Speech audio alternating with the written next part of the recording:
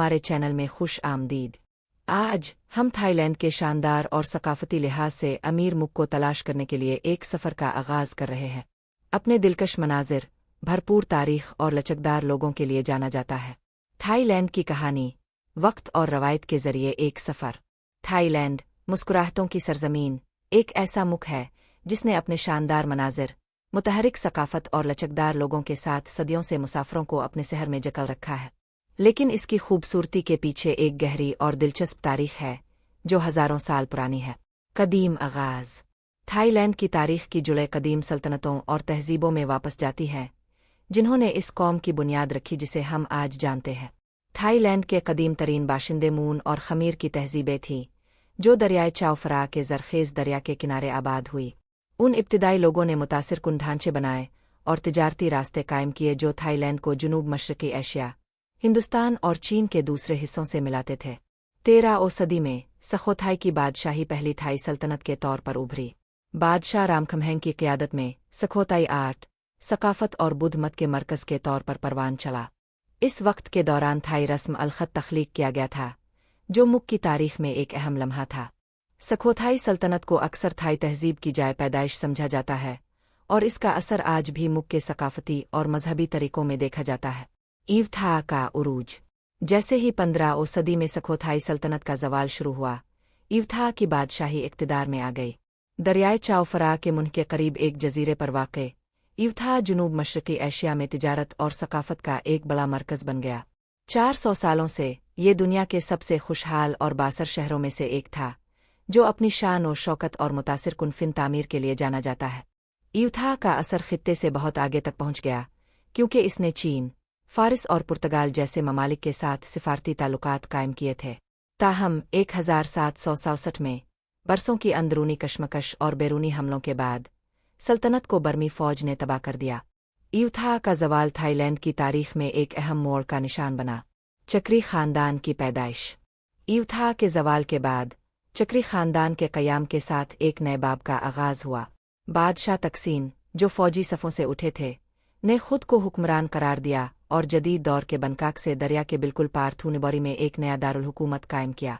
लेकिन ये चक्री ख़ानदान के बानी बादशाह रामा अव्वल थे जिन्होंने 1782 में दारुल हुकूमत को बैंकाक में अपने मौजूदा मकाम पर मुंतकिल किया। इससे थाई तारीख में जदीद दौर का आगाज़ हुआ।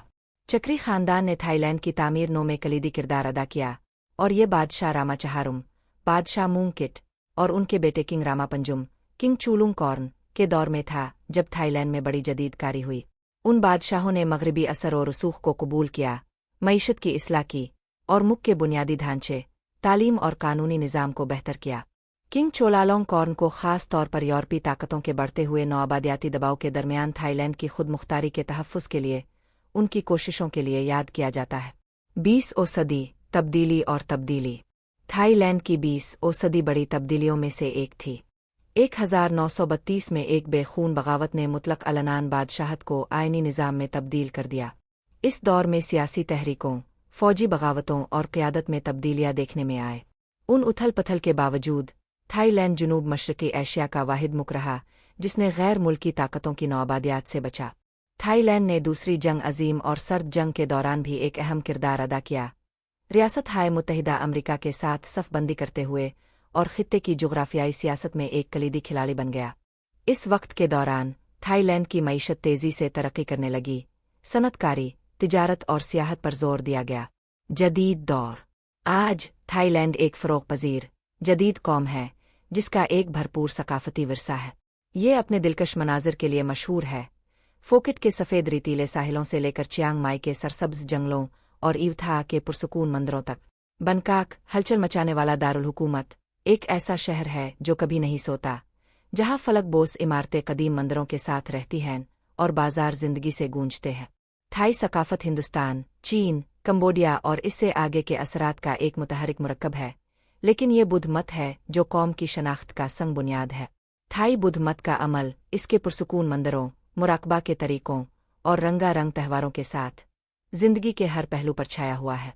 थाई लोग, जो अपनी गर्मजोशी और मेहमान नवाजी के लिए जाने जाते हैं, सानोक के जज्बे को मुजस्सम करते हैं, हर लम्हे खुशी तलाश करते हैं। मीठे, खट्टे, नमकीन और मिसलीदार जायकों के अपने मशहूर तवाज़ुन के साथ मुक्का खाना दुनिया भर में महबूब बन गया है। सियासी अदम इस्तेहकाम और इक्तिसादी रुकावटों समेत चैलेंजों के बावजूद थाईलैंड मजबूत खड़ा है। इसके लोगों की लचक, उनकी तारीख से उनका गहरा ताल्लुक और अपनी सकाफत को महफूज रखने के लिए उनका गैर मुतज़लज़ल अज़्म इस बात को यकीनी बनाता है कि थाईलैंड आने वाली नस्लों के लिए खूबसूरती, रवायत और तरक्की का मीनार रहेगा। जैसे जैसे थाईलैंड आगे बढ़ता है, वो खुद को एक चौराहे पर पाता है। जदीदियत और आलमगीरियत के तकाज़ों के साथ अपने भरपूर सकाफती वर्से के तहफ़्फ़ुज़ को मुतवाज़िन करना कोई आसान काम नहीं है। लेकिन थाईलैंड का दिल मजबूत धड़कता है, इसकी गहरी रवायात की बुनियाद पर मुस्तक़बिल को कबूल करने के लिए हमेशा तैयार है। चाहे अब चियांग माई के पुरसुकून मंदिरों की तलाश कर रहे हो, धुंधले पहाड़ों से पैदल सफ़र कर रहे हो, थाई खानों के दलेराना जायकों का मज़ा चख रहे हो, सिर्फ थाई लोगों की मुस्कुराहटों में भीग रहे हो, एक बात यकीनी है, थाईलैंड की कहानी अभी ख़त्म नहीं हुई। ये लचक, इत्तेहाद और ज़मीन और लोगों से गहरे ताल्लुक़ की कहानी है, जो वक्त की कसौटी पर खड़ी है।